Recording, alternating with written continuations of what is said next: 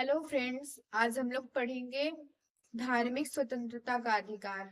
मौलिक अधिकार का एक इम्पोर्टेंट भाग है जो है धार्मिक स्वतंत्रता का अधिकार। अनुच्छेद 25 से 28 तक इसका वर्णन किया गया है। तो चलिए शुरू करते हैं। अनुच्छेद 25 में क्या है? ये एक धार्मिक स्वतंत्रता का अधिकार है। इसमें व्यक्तिगत स्वतंत्रता के बारे में बताई गई है। व्यक्तिगत स्वतंत्रता,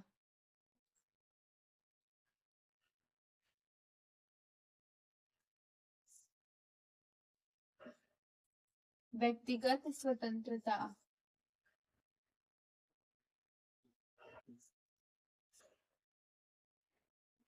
ये जो है ये व्यक्तिगत स्वतंत्रता है। मतलब एक अंतःकरण की जो स्वतंत्रता होती है, इसमें तीन प्रकार की बात है। फर्स्ट हो गया अंतःकरण।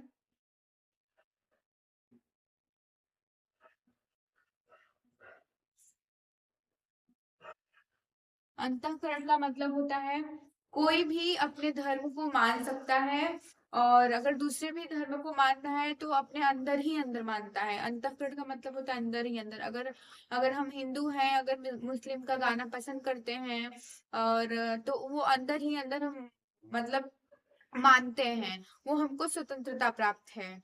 और जैसे कि कोई कोई मुस्लिम को भागवत गीता पढ़ने का मतलब मन है तो वो पढ़ सकता है अपने मतलब मन में ही मन, और पढ़ सकता है। अगर हम हिंदू हैं तो हम मुस्लिम का जो भी किताब होता है वो पढ़ सकते हैं। तो ये हमको स्वतंत्रता प्राप्त होती है। हम किसी भी धर्म को मान सकते हैं या अंतःकरण में। और जैसे होता है धर्म, धार्मिक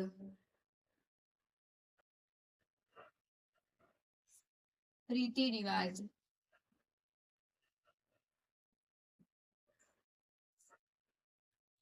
और तीसरी बात है धर्म प्रचार।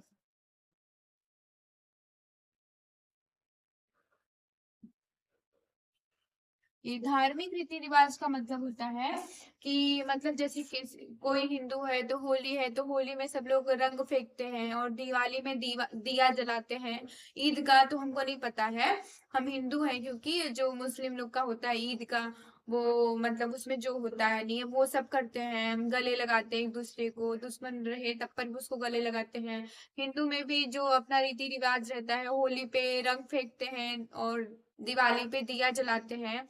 तो हमको अपने धर्म को मतलब ये जो हमारा कल्चर है हमारे धर्म का, वो हम करते हैं। ये हमको स्वतंत्रता प्राप्त है। ये हमको करने से कोई रोक नहीं सकता है। और तीसरी बात है धर्म प्रचार। मतलब हम किसी भी धर्म को बिना बुराई किए अपने धर्म का प्रचार कर सकते हैं। अगर हम हिंदू हैं तो हम अपने धर्म का प्रचार कर रहे हैं, हम किसी भी धर्म का बुराई नहीं करेंगे। वो मुस्लिम है तो अपने धर्म का प्रचार करेगा, तो वो ना मेरे धर्म का बुराई करेगा ना मैं उसके धर्म का बुराई करूंगी। मतलब कोई भी किसी के धर्म का बुराई नहीं करेगा, और अपने धर्म का प्रचार, अपने धर्म को बढ़ावा देगा। ये उनको उनको स्वतंत्रता प्राप्त मिली है। और अनुच्छेद 26 में देखें।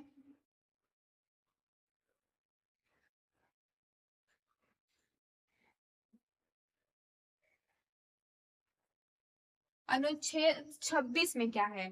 धार्मिक कार्यों का प्रबंधन।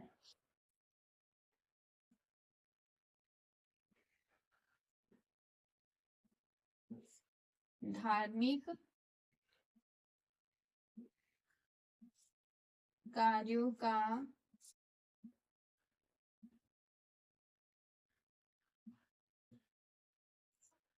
प्रबंधन। मतलब इसमें जो है ये धार्मिक कार्यों के प्रबंधन के बारे में है। मतलब अगर कि हम मंदिर को स्थापित करना चाहते हैं, कि कोई बहुत भव्य मंदिर बनवाना चाहते हैं तो बनवा सकते हैं, ये हमको स्वतंत्रता प्राप्त होती है, लेकिन लीगल तरीके से। जैसे कि मंदिर की स्थापना करना चाहते हैं, मंदिर की स्थापना करना चाहते हैं तो हम कर सकते हैं मंदिर की स्थापना, लेकिन लीगल तरीके से। मतलब किसी का जैसे किसी का जमीन है, वो अपने घर बनवाने के लिए छोड़ा, तो वहां पे हम जबरदस्ती जाके मंदिर नहीं बनवा सकते। लीगल तरीके से मंदिर बनवाएंगे और बहुत बड़ी बनवाएंगे। मतलब हमको जितना अच्छा बनवाना है उतना अच्छा मंदिर बनवाएंगे। ये हमको स्वतंत्रता प्राप्त मिली है। और इसमें हम सब संपत्ति अर्जन जैसे मंदिर में होता है ना, कोई ट्रस्ट खोल देंगे, वहां पे कोई दान पेटी रख देंगे, तो वहां पे सब पैसा डालेंगे, तो जो जितना होता है पैसा, संपत्ति, मतलब जैसे कोई मंदिर बनता है तो वहां पे कोई दान पेटी रखा जाता है, तो वहां पे जितना भी संपत्ति अर्जन होता है, जितना भी संपत्ति सब लोग रखते हैं, तो वो संपत्ति को हम मतलब वैधानिक खर्च में करेंगे, अच्छे काम के लिए, गलत काम के लिए नहीं। वैधानिक खर्च,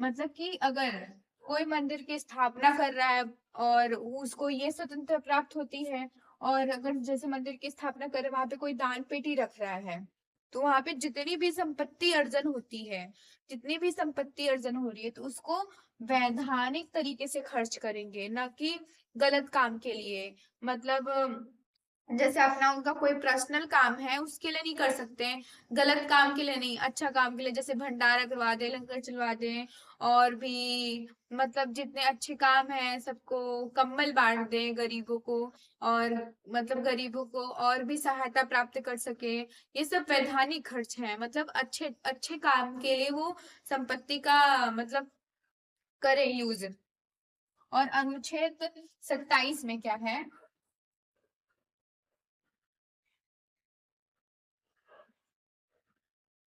अनुच्छेद 27 में ये है कि धार्मिक कार्यों में कोई भी टैक्स नहीं होता, टैक्स फ्री होता है। धार्मिक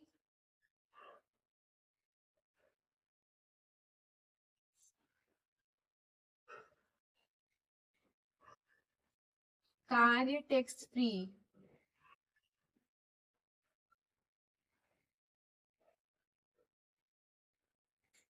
मतलब जैसे कि बहुत बड़ी बड़ी मंदिर है, जितनी भी बड़ी बड़ी मंदिर है वहां पे बहुत मतलब हजारों लाखों करोड़ों का दौलत है वहां पे, लेकिन उस पे कोई भी टैक्स नहीं होता है। मतलब वहां पे चाहे जितना पैसा हो, चाहे जितना भी पैसा उतरे, वहां पे कोई भी गवर्नमेंट 1 रुपया का भी टैक्स नहीं लगाती है। ये अनुच्छेद 27 में है, अनुच्छेद 27 में है। अनुच्छेद 27 में ये है कि मतलब धार्मिक चीजों से रिलेटेड गवर्नमेंट 1 भी रुपए का टैक्स नहीं लगाती, टैक्स फ्री होता है। कोई मंदिर बनवा रहा है, अगर वहां पे जितना भी पैसा अर्जित होता है तो उसमें किसी भी प्रकार का टैक्स नहीं लगता है, वो टैक्स फ्री होता है। और अनुच्छेद 28 में क्या है?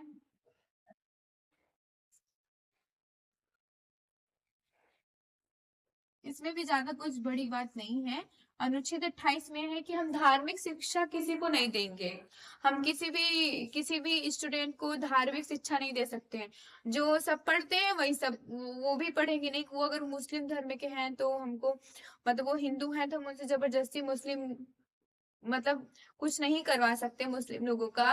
हम उनसे जबरदस्ती नहीं प्रेरित करेंगे पढ़ने के लिए मुस्लिम का किताब जो भी है। और ये हमको धार्मिक शिक्षा, हम किसी को पर्सनल धार्मिक शिक्षा नहीं देंगे।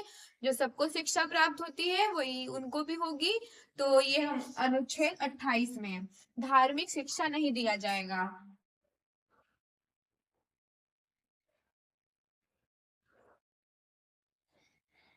धार्मिक शिक्षा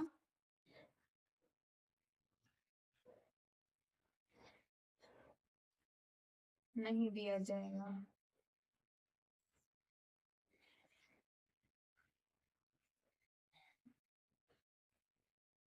अनुच्छेद 28 में है धार्मिक शिक्षा नहीं दिया जाएगा, कि सब स्टूडेंट को बराबर देखेंगे। और वो अगर हिंदू है मुस्लिम है, हम जैसे हम हिंदू हैं तो हमको कोई कोई भी टीचर मुस्लिम धर्म का कुछ नहीं पढ़वा सकता है जबरदस्ती प्रेरित करके नहीं। अगर हमारा मन है तो वो बात अलग है, लेकिन जबरदस्ती कोई हमको नहीं पढ़ने के लिए बोलेगा अगर हमको नहीं मन है तो। ये धार्मिक शिक्षा से वंचित किया गया है अनुच्छेद 28 में। और रिवीजन के लिए देखें तो अनुच्छेद 25 में क्या है। अनुच्छेद 25 में है व्यक्तिगत स्वतंत्रता, मतलब कि अंतःकरण, धार्मिक रीति रिवाज, धर्म प्रचार। अंतःकरण मतलब हम किसी भी धर्म को मान सकते हैं और हमको जो पसंद है धर्म से हम अपना कर सकते हैं, हमको क्योंकि स्वतंत्रता प्राप्त मिली है। संविधान हमको एक प्रकार की स्वतंत्रता प्राप्त की है, तो ये अंतःकरण है। हमारा जो मन करेगा हम करेंगे, लेकिन लीगल तरीके से ही, लिमिट में रह के करेंगे, उसको मिस यूज नहीं करेंगे। अंतःकरण, हम किसी भी धर्म को मानेंगे और उसका मतलब अंदर ही अंदर धर्म को मानेंगे, लेकिन अंदर ही अंदर हमको अगर वो गाना पसंद है किसी दूसरे धर्म का तो हम सुन रहे हैं अंदर ही अंदर, इसको बोलते हैं अंतःकरण। और धार्मिक रीति रिवाज, अगर हमारा जो धर्म है हिंदू धर्म है तो हम उसका कल्चर अपनाते हैं, हिंदू धर्म का कल्चर अपनाएंगे। मुस्लिम धर्म है तो मुस्लिम धर्म का कल्चर अपनाएंगे। कोई भी किसी को मना नहीं करेगा, क्योंकि ये संविधान के द्वारा एक प्रकार की अधिकार प्राप्त है हम लोग को। और मतलब सॉरी, इसी में धर्म प्रचार, हम अगर जो धर्म मान रहे हैं तो हम उसका प्रचार प्रसार भी करेंगे, उसको बढ़ावा देंगे उस धर्म को। और धार्मिक सॉरी, अनुच्छेद 26 में देखें तो धार्मिक कार्य का प्रबंधन, इसमें एक और बात थी, सामूहिक स्वतंत्रता, ये हम आपको बताया नहीं। सामूहिक स्वतंत्रता,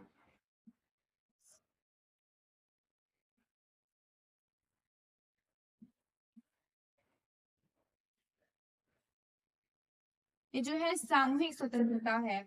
मतलब अगर कोई भी, जैसे कि धार्मिक में सामूहिक स्वतंत्रता ये है कि जैसे धार्मिक कार्य कर रहे हैं, जैसे जुलूस निकलवा रहे हैं मंदिर से, तो अकेले तो जुलूस निकाल नहीं सकते, क्योंकि उसके लिए समूह का जरूरत होगा।